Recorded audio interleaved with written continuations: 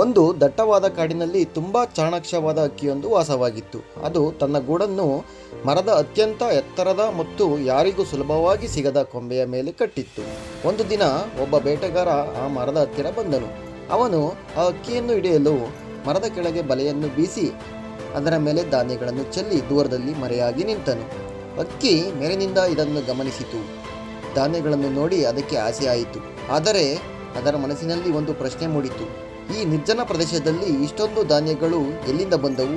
ಇದರ ಹಿಂದೆ ಏನೋ ಅಪಾಯವಿರಬಹುದು. ಹಕ್ಕಿ ತಕ್ಷಣ ಕೆಳಗೆ ಇಳಿಯಲಿಲ್ಲ. ಬದಲಾಗಿ ಹತ್ತಿರದ ಮರದ ಮೇಲಿದ್ದ ಒಣಗಿದ ರೆಂಬೆಯೊಂದನ್ನು ಕೆಳಗೆ ಧಾನ್ಯಗಳ ಮೇಲೆ ಬೀಳಿಸಿತು. ರೆಂಬೆ ಬಿದ್ದ ತಕ್ಷಣ ಪಟ್ಟೆಂದು ಬಲೆ ಮುಚ್ಚಿಕೊಂಡಿತು. ಹಕ್ಕಿಗೆ ಅರ್ಥವಾಯಿತು ಅದು ಅಪಾಯಕಾರಿ ಬಲೆ ಎಂದು. ಅದು ಹಾರಿ ಹೋಗಿ ತನ್ನ ಜೀವ ಉಳಿಸಿಕೊಂಡಿತು. ಕಥೆಯ ನೀತಿ: ಅಪಾಯ ಬರುವ ಮುನ್ನವೇ ಎಚ್ಚೆತ್ತುಕೊಳ್ಳುವುದು ಬುದ್ಧಿವಂತಿಕೆ. ಹಕ್ಕಿ ತನ್ನ ಬುದ್ಧಿವಂತಿಕೆಯಿಂದ ಬಲೆಯನ್ನು ಗುರುತಿಸಿತು.